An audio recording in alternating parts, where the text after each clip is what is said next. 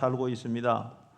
이 세상에는 수많은 기관들이 있고 우리들은 그 기관에도 소속이 되어 있습니다. 그 중에 하나님이 세우신 기관이 첫째는 가정과 교회입니다. 수많은 기관이 있는데 하나님이 직접 세운 기관이 가정과 교회이기 때문에 그거는 그렇게 중요하다는 말 아닙니까? 여러분, 가정이 건강하면은요, 건강한 가정에서 건강한 가정생활을 하는 사람은 교회와도 건강한 역할을 할 수가 있습니다. 그런데 건강하지 않는 가정에서 늘 불안하고, 그 다음에 늘 말입니다.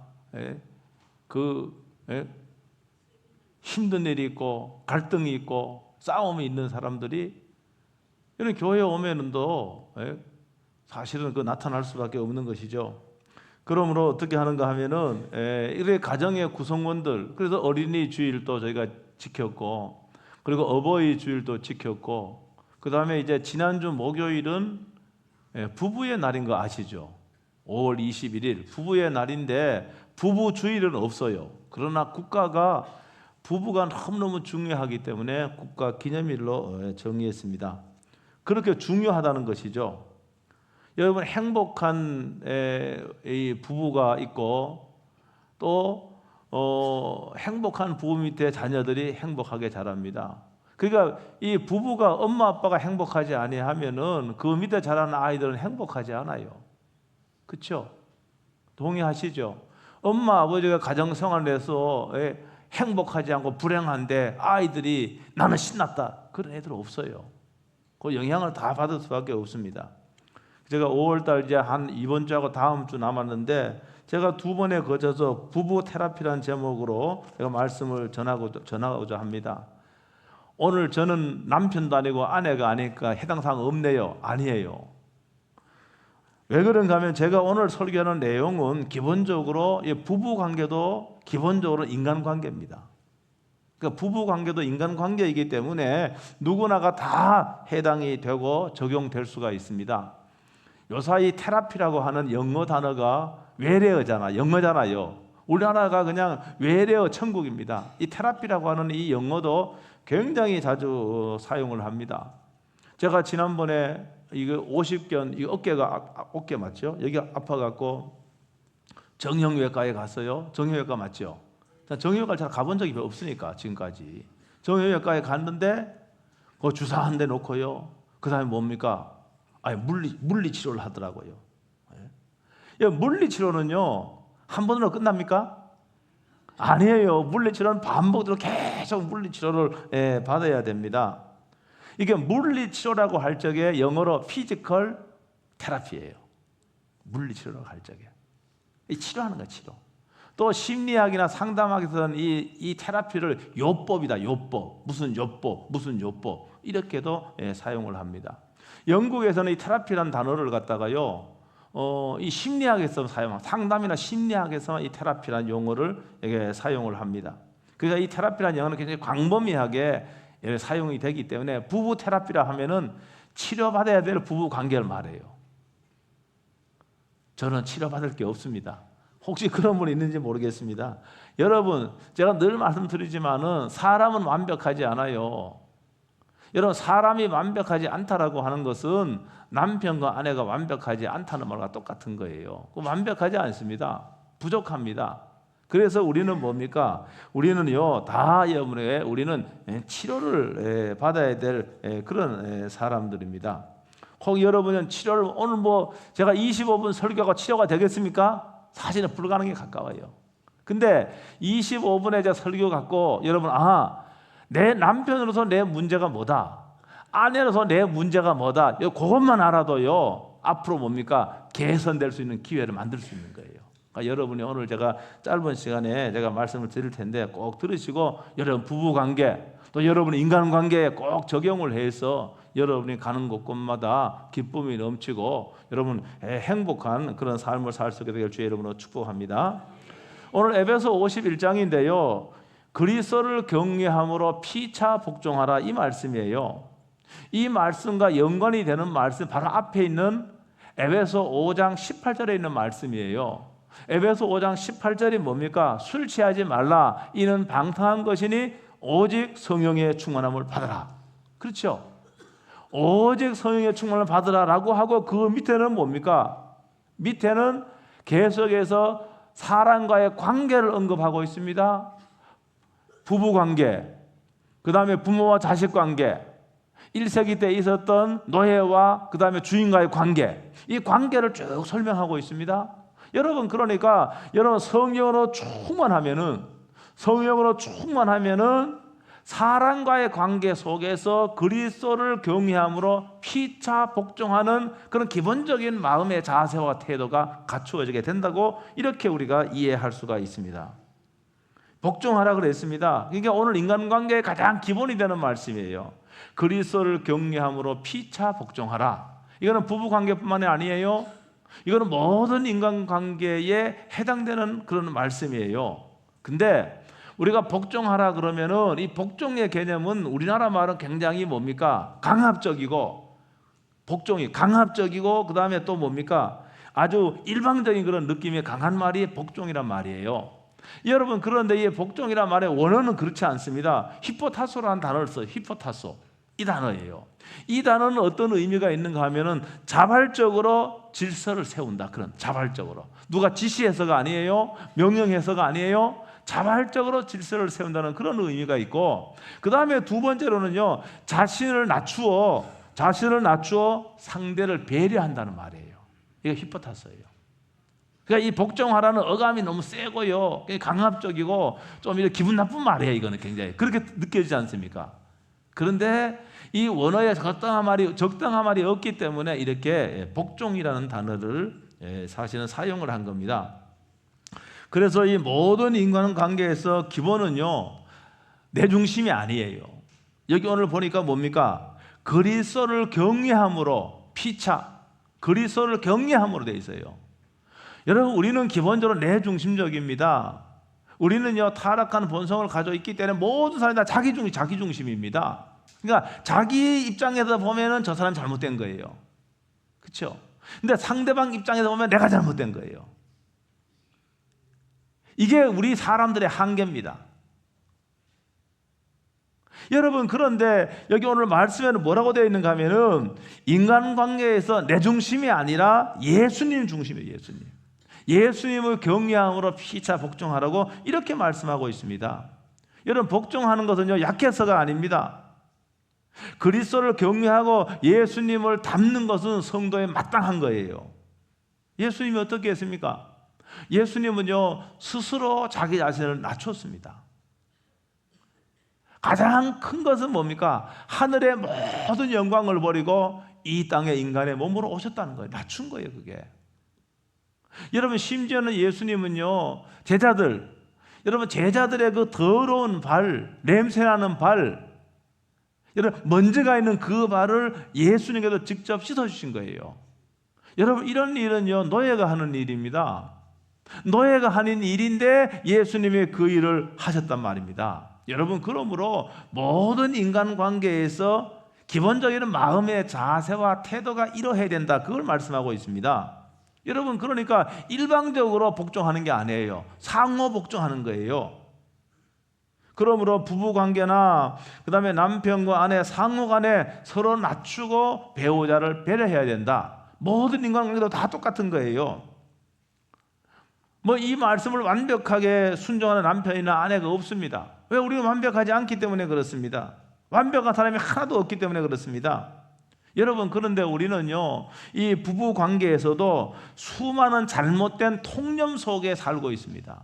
여러분, 우리의 기준은요, 하나님의 말씀이어야 되는데, 이 말씀보다가는, 말씀을 읽고 말씀을 공부하는 그 시간보다가는 여러분, 세상의 온갖 세상의 어떤 세상의 관행과 세상의 세상의 그 문화와 이 영향을 너무 많이 받습니다. 그래서 우리가 부부 관계에도 잘못된 통념, 다른 말로 하면 잘못된 신화 속에서 거기에 따라서 우리가 살고 있다는 것이죠. 그래서 우리가 하나님 말씀 보다가는 이 잘못된 통념을 따름으로 말미암아 오는 여러분 갈등과 불협화음이 있습니다. 여러분, 그러므로 뭡니까? 이 잘못된 부부 관계나 모든 관계에 대한 잘못된 통념, 잘못된 생각, 이것을 깨뜨려야 하면 됩니다. 그 중에 하나가 뭔가 하면은 결혼하면 행복해진다. 결혼하면 행복해진다. 여러분, 사람들은요, 결혼하면은 행복할 것이라고 막연하게 생각합니다. 사랑하는 사람하고 결혼하면은 행복할 것이라고 막연하게 생각한다는 말이죠. 여러분, 그런데 결혼 전에 행복하지 않았던 사람이 결혼을 함으로 자동적으로 행복해지는 것은 결코 아닙니다. 왜 그런지 아십니까? 여러분, 결혼 전에 자신의 생각과 자신의 가치관과 자신의 모든 것을 고스란히, 자신의 감정까지도 고스란히 가지고 여러분 결혼을 하기 때문에 그렇습니다. 여러분, 행복은요, 배우자가 만들어주는 것이 아닙니다. 부부가 함께 책임을 지는 언약적 관계가 이게 결혼이거든요. 여러분, 그래서 내가 지금 불행하지만은 내가 사랑하는 남자를 만나서 정말로 행복한 그런 삶을 꿈꾼다고 한다면은 사실은 그거는 조금 문제가 있어요. 여러분, 결혼을 탈출구로 생각하는 사람들에게는 배우자가 내 행복을 만들어 준다라고 생각을 합니다. 여러분, 그런데요, 사람은 다요 자기 기대만큼, 자기 기대한 만큼 사람들이 따라주지 않습니다. 혼자 있는 것이 너무너무 외롭기 때문에 결혼을 했어요. 혼자 있는 게 너무 외롭기 때문에 결혼했어요. 여러분, 그러나 이 외로움이란 감정이 결혼을 함으로 자연스럽게 사라지는 것은 아닙니다. 더 외로워질 수가 있습니다. 왜 그런가 하면은 아내나 남편이 자기를 놔두고 여러분 다른 데 더 시간을 보낸다고 한다면은 자신은 결혼을 통해서 이 외로움의 감정을 좀 이제 치료받고 싶었는데 치료받기는커녕 외로움이 더 깊어져 간다는 말입니다. 자신의 기대를 충족시킬 대상이 사실은 많지 않습니다. 그러니까 자신의 기대가 꺾이면은 더 외로워지는 것이죠. 여러분, 결혼이 인생을 바꿔주는 로또는 아닙니다. 왜 그런가 하면 결혼은요, 이미 형성된 자신의 태도, 자신의 자세, 삶에 대한 태도, 자신의 자세, 이걸 또 구체화하는 현장이 여러분 이 부부관계입니다. 결혼인 거예요, 그게. 결혼 이전에 해결되지 않는 문제가 결혼함으로도 자동적으로 해결되는 것은 거의 없습니다. 결혼했기 때문에 결혼하기 전에 내가 겪는 문제를 둘이 함께 겪는다는 것이 다를 뿐입니다. 결혼한다고 해서 인생이 단번에 바뀌어지는 게 아닙니다. 결혼하면은 결혼 전에 불행했던 사람이 결혼함으로 단숨에 단번에 행복해지는 것도 아닙니다. 많은 사람들이요, 결혼에 대한 환상을 가지고 있잖아요. 결혼에 대한 환상을 가지고 있는데 막연하게 결혼하면은 내가 행복해질 거라고 이렇게 막연하게 생각을 합니다. 그래서 많은 사람들이 여러분이 결혼에 대한 그런 환상이 깨어질 적에 내가 이 남자랑 잘못 결혼했구나, 내가 이 여자랑 잘못 결혼했구나, 이런 생각을 하는 거예요. 잘못 결혼했기 때문이 아닙니다. 잘못된 생각, 결혼에 대한 잘못된 생각 때문에 그런 거예요. 결혼하면 자동적으로 행복해질 거라는 잘못된 생각이 그렇게 만든 거란 말입니다. 결혼을 통해 보상을 얻으려는 태도로 말미암아 결혼 생활이 너무너무 실망스러운 거예요. 여러분, 이런 사람은 결혼을 통하여 보상을, 남편으로부터 아내로부터 보상을 얻으려고 하는 이런 태도는 결국은 뭡니까? 배우자를 의존하게 만드는 것이죠. 그러면은요, 반드시 뭡니까? 배우자에게 실망을 하게 됩니다. 여러분이 혹시 이러한 그런 동기로 결혼했다면은 물릴 수가 없잖아요. 어떻게 하겠습니까? 여러분, 그런데 오늘 중요한 건 물릴 수는 없지만은 오늘 중요한 말씀이 피차 복종하라고 했으니, 히포타스란 말이에요. 피차 복종하라는 말씀을 따라 내가 보상을 받으려고 하는 것이 아니라 뭡니까? 이 주의 말씀을 따라서 섬겨주고 여러분 기쁨을 주는 존재, 내가 배우자에게 기쁨을 주는 존재가 된다고 한다면은 이 사람 봐, 달라졌네, 나한테 기쁨을 주네. 여러분, 이렇게 해서 상대방도 뭡니까? 바뀌어지기 시작하는 거예요. 그래서 중요한 것은 내가 배우자로부터 내가 보상을 받고 배우자로부터 체험을 받으려고 하지 말고 히포타스라면 이 말씀을 생각하며 스스로 낮춰주고 배려하고 여러분 섬기면은 상대방이요, 배우자가 뭡니까? 감동을 받는 거예요.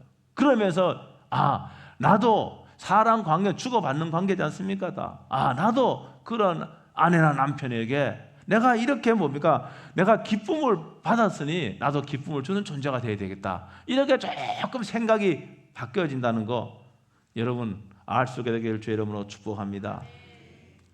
여러분 배우자를 길들여야 된다. 이런 통념에 여러분 사로잡혀 있는 그런 경우도 많이 있습니다. 어떤 글을 읽었는데 그 글에는요, 결혼한 사람이 결혼 초부터 배우자를 길들이기로 작정을 하고 5년 장단기 계획을 세웠습니다. 치밀한 사람이죠. 5년 장단기 계획을 세웠으니까. 여러분 그런데 이 계획에는 물거품이 되어버렸습니다. 결국 그 부분은 파경 직전까지 갔다는 내용이었습니다. 여러분 사람들은요 길들여야만 존재가 아닙니다. 여러분의 집에 있는 애완개는 길을 들여야 됩니다. 길 잘못 두면 사람을 물어요. 그러나 사람은 길들여야 되는 존재가 아닙니다. 어차피요 우리는 완벽한 사람이 없다 그랬잖아요. 여러분 100점짜리 아무도 없습니다. 여기 100점짜리 사람 아무도 없습니다. 여기 우리는요 때로는 50점이 되기도 하고 그 다음에 또 뭡니까 30점이 되기도 하고 70점이 되기도 하는 거예요. 50점 50점짜리가 만나고 20점짜리와 80점짜리가 만나고 이렇게 만나서 100점을 향해 가는 것이 이게 결혼 생활입니다. 그러므로 길들이려 하지 말고 여러분 배우자에 있는 그대로를 인정하고 여러분 수용해야 됩니다. 수용하지 않고 자기가 원하는 그 지점까지 바꾸려고 하면은 뭡니까? 갈등이 깊어지죠. 당연히 바꾸려고 하면은 파경에 이를 수 있는 겁니다. 사람은요 변화되기가 불가능한 건 아니에요. 근데 사람은요 이 변화되기가 나이가 많으면 많을수록 변화되기가 어렵습니다. 제가 그랬잖아요. 심리적으로요 50이 넘어가면은 변화가 거의 어려워요. 가치관 생각 잘 안 바뀝니다. 여러분 그러나 어렵지만은 변화가 불가능한 것은 결코 아닙니다. 변화가 되더라도 시간이 걸리는 것이죠. 여러분 자꾸 상대방을 변화시키려고 상대방을 바꿔보려고 여러분 잔소리를 막 그냥 끊임없이 해대는 여러분 그런 사람들도 있지 않습니까? 여러분 충돌이 일어납니다. 대체적으로 보면은요 부부들은 서로 다른 사람 만나잖아요. 그렇죠? 나한테 다른 어떤 면모를 갖고 있는 사람에게 호감을 느끼는 것이 이게 인간관계입니다. 그래서 부부들 보면은 다 아내와 남편의 성격이 달라요. 다 뭐 비슷한 경우도 있지만은 거의 다 달라요. 남편이 외향적이면 여성은 내성적이고, 그렇죠? 남편이 뭡니까 동적이고 활동적이면은 그 아내는 굉장히 뭡니까 정적이고 이게 다 달라요. 왜? 다른 사람한테 호감을 느끼기 때문이 아니겠습니까? 여러분 그래서 이 부부가 합쳐서 적당한 균형을 이루는 것이 부부입니다. 그래서 이런 사실을 인정하고 배우자 있는 그대로를 수용해야 됩니다. 배우자가 변화되는 건 잔소리 때문이 아닙니다. 내가 막 잔소리를 퍼부으면은 배우자가 변화되는 것 같아. 근데 그 변화된 게 아니에요. 하도 말입니다. 하도 시끄럽고 그러니까 그냥 변화된 척 하는 거예요. 그 변화된 게 아니에요. 세상에 잔소리로 변화되는 사람은 한 명도 없습니다. 어떤 어린이가 프로그램에 나와서 사회자가 이렇게 물어보더라고요. 제가 굉장히 잘 들어서 그래요. 이렇게 물어봐요. 충고와 잔소리가 다른 것이 뭐냐고 물어봐요. 근데 이 아이가 여자아이인데 이 아이가 이렇게 충고는 기분 나쁘지만은 잔소리는 더 기분 나쁜 겁니다. 이렇게 하더라고요. 그거 맞는 것 같아요. 여러분 충고 받을 적에도 기분 좀 나빠요. 여러분 잔소리는요 기분을 확 망칩니다. 여러분 잔소리는요 상대방을 기분 나쁘게 하는 마법과도 같은 게 이 잔소리입니다. 저희 동료 목사끼리 부부끼리 자주 만나요. 목사의 아내들 가운데도 이 잔소리를 하는 것을 사명으로 생각하는 듯한 그런 사모도 가끔 있어요. 저희 아내는 절대 그런 사람이 아닌 거 여러분 아시죠? 잔소리 이제 좀 나이가 드니까 잔소리가 조금 는 것 같더라고요. 어떤 잔소리가 없어요.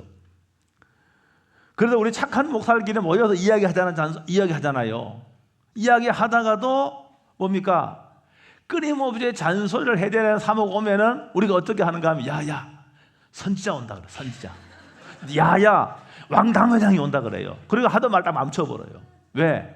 그거 들으면은요 그 자리에서 안 하는데 집에 가다 잔소리를 퍼붓거든요. 당신은 왜 그런 말을 거기서 야 이거요.